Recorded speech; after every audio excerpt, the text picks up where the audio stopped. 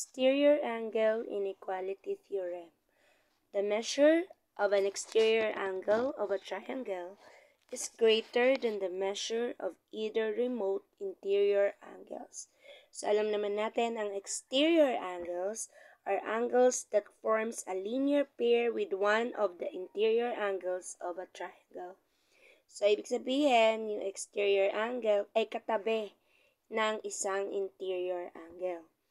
Remote interior angle are angles of a triangle that is not adjacent to a specified exterior angle.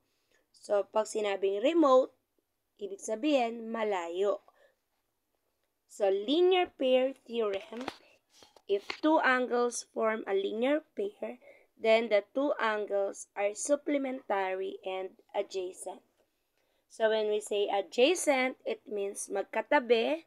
Supplementary means that the sum of the two angles is equal to 180 degrees.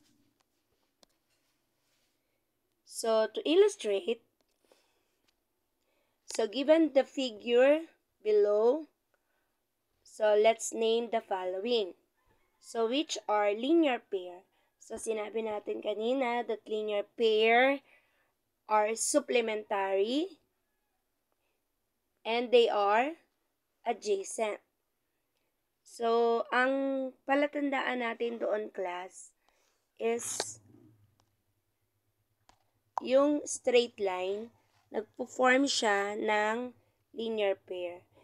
And this linear pair is, kaya nga linear, it means line. So, these are the two angles. So, this is the first angle, and the second one is this. So, these two angles are adjacent and are supplementary. So, angle ACD, this ACD, this one. ACD, ito yon. And angle ACB, ito naman yon. It forms a linear pair. So, therefore, the sum of the two angles is 180 degrees.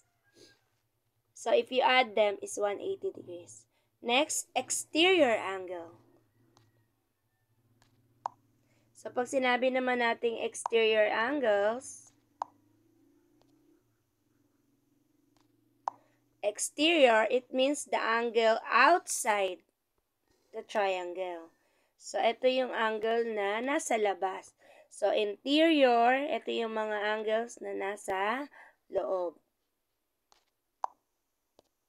So, in this case, what is the exterior angle? Exterior angle is angle ACD. So, ACD. Ito yung angle na exterior. Next, we have the remote interior angles. So, sabi doon, remote. So, malayo siya sa exterior. So, ito yung ating exterior angle. So, therefore, yung dalawang angle na remote sa kanya ay ito. Ayan. So, those are the two angles that are remote to the exterior angle ACD. So, that is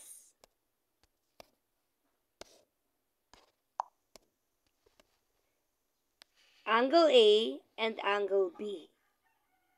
Or angle BAC and angle ABC. So, consider the figure below. Find the measure of angle SMR. So, ano ba si angle SMR? SMR. SMR. So, ito siya. So, sabi natin that these two lines, if two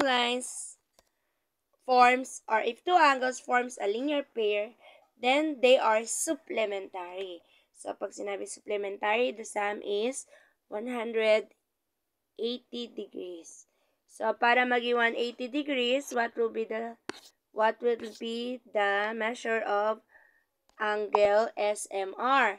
So, SMR is 180 minus 75 degrees. So, we get 105